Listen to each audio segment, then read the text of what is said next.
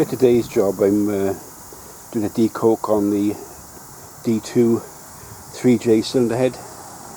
As I said before, this machine was built in 1938. So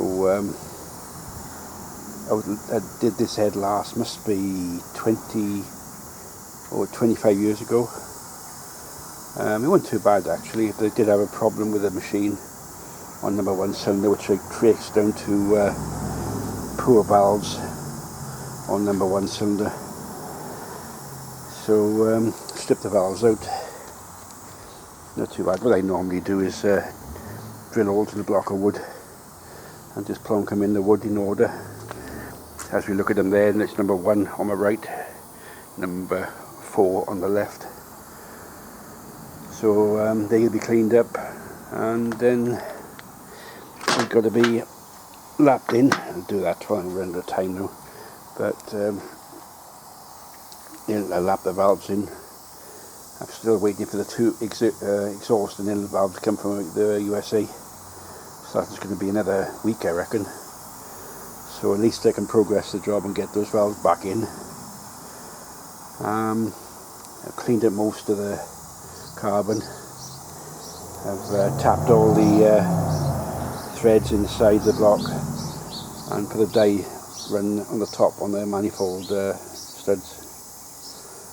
So basically it's just it's nearly there now. Cleaning off is just lapping the valves in, fitting the valves in. That's as far as I can go with them with the head, I think. We changed the combustion chambers about 30 years ago. When I first had the machine, I had a problem on number 2 cylinder with a pinhole in combustion chamber. You just want to make it out there. Combustion chamber screwed into the head,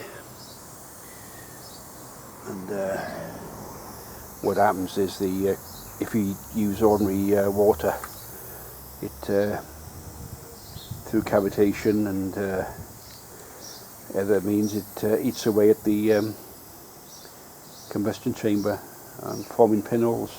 I've got one somewhere, I can't find it at the moment. It's like if somebody's taken a bite out of it, and that's done by ordinary water, not using coolant or antifreeze.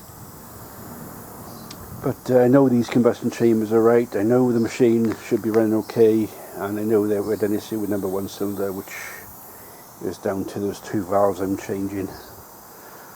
So I was going to go full bore and do the valve guides as well, but at £76 each and you got 8 of them, it's not worth it. I got limited budget to work on this plant, and you got to do the best with what you got. So sometimes you got to have a compromise in this restoration, so otherwise you'll get stupid money being spent. And I reuse the joints on the manifold, which are pretty good anyway.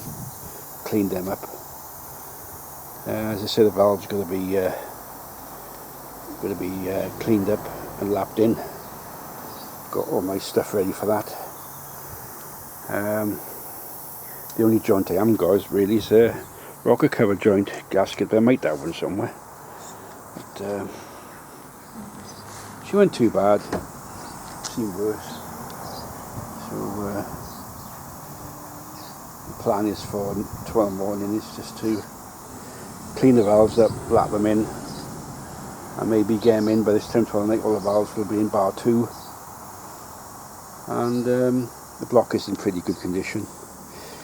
What I might do is have a tinker around with a magneto and a donkey engine, and hopefully get a start out of it. But it would be nice to take it down to a show, but there's one in the middle of July.